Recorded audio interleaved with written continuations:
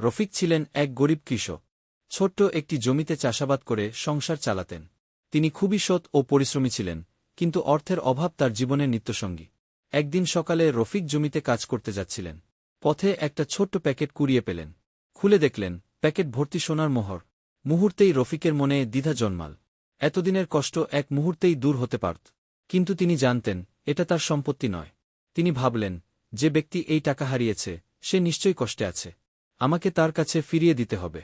সেই দিনই তিনি গ্রামের মসজিদে গিয়ে ঘোষণা দিলেন, কেউ কি সোনার মোহর হারিয়েছেন? অনেকেই এসে দাবি করল, কিন্তু কেউই সঠিক সংখ্যা বলতে পারল না। রফিক বুঝতে পারল তারা মিথ্যা বলছে। হঠাৎ এক বৃদ্ধ লোক কাঁদতে কাঁদতে এলেন এবং বললেন, আমি শহর থেকে এই টাকা এনে পথে হারিয়ে ফেলেছি। এতে আমার মেয়ের বিয়ের খরচ ছিল। রফিক তাকে পরীক্ষার জন্য জিজ্ঞেস করলেন, প্যাকেটে কতগুলো সোনার মোহর ছিল? বৃদ্ধ সঠিক সংখ্যা বললেন। রফিক নিশ্চিত হলেন যে তিনিই প্রকৃত মালিক। তিনি বিন্দুমাত্র দ্বিধা না করে পুরো প্যাকেট তার হাতে তুলে দিলেন। বৃদ্ধ আনন্দে কেঁদে ফেললেন এবং বললেন, তুমি খুবই সৎ মানুষ। আমি তোমাকে পুরস্কার দিতে চাই। কিন্তু রফিক বিনয়ের সাথে বললেন, আমি কোনো পুরস্কার চাই না। সততাই মানুষের সবচেয়ে বড় সম্পদ। বৃদ্ধ তখন রফিককে একটি কাগজ দিলেন। সেটি ছিল তার শহরের এক বিশাল জমির দলিল। তিনি বললেন, তোমার সততার জন্যই আমি তোমাকে আমার জমিটি উপহার দিলাম। রফিক অবাক হয়ে গেলেন।